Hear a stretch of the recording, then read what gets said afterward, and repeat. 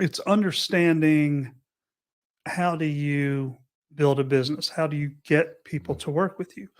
And that can be hard. And it's when you start looking at marketing dollars, right? Mhm. I was throwing marketing dollars around all over the place and in the wrong places. Right. I had sat in on a presentation.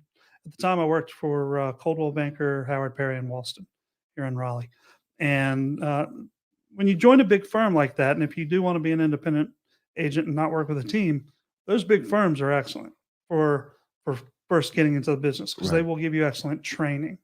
Now they're also the big offices have over 100 agents, and they're just hoping that, you know, 20 out of every 100 is a success. Right. So they're playing a numbers game. You're part of a numbers game, but you will get really good training. So that's helpful.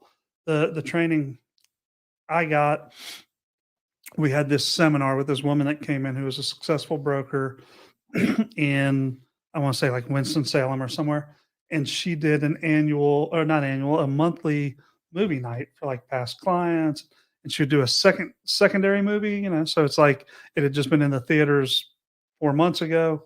So you get it at a discounted price. I was like, that's a great idea. I'm going to do that. Because I thought if I throw this free movie for everyone, why wouldn't they want to hire me to be their real estate broker? Right. Right. Right. I just let them and their children and everybody have this wonderful experience. And we all watched movies, and my kids were there, and it was wonderful. I was spending like $500 a month to do the movie and another 100 on postcards. It did help me establish a nice email database, especially in the neighborhood I lived in, which was a huge neighborhood, but it did not pay returns quickly enough to have been worth it at Mm. all. It would be much better for me to do something like that now, just Right. like the team I'm on now. We do all kinds of events like that. Right. We have Pie Day. I was putting the cart in front of the horse. I was doing Pie Day when I had no past clients, right?